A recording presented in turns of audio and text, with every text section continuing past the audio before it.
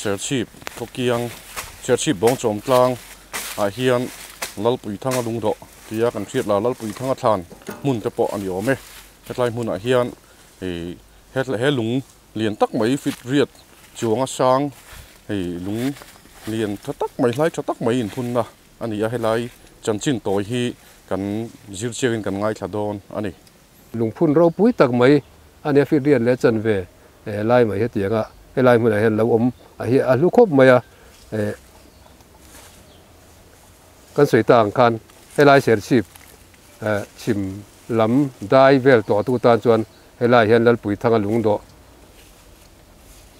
a thlan ti theibok achu alo om reng ani ti kha riela khosari lai mai hemi phun tur hian an buai an ti chuan koratan nuk chowa soyang kan chi kan soi thuak to zola zon po hian hetiang mun lia then mun khat lek po hian zon hian rin ain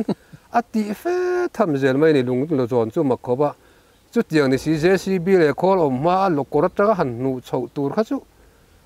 ang takin nge zon na man ruan siamang ti kha ngai tua tham fe ni han ngai tua wang khan korata nuk chho kha tia a kor hi korwam oi tak mai a chim le mara hian ni ton le ngala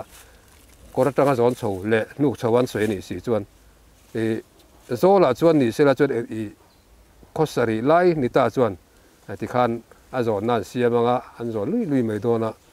ti tham fe mai dona zola zon ma hu por omin korata ga nu chho ania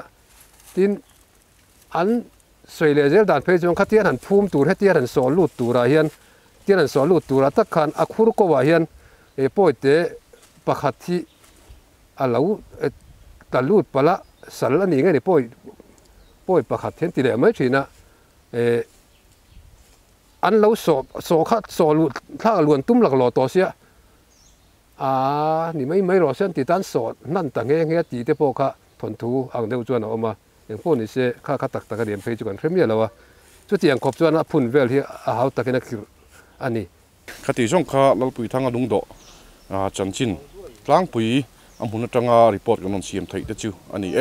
serchi patangin lomaral te DD ground report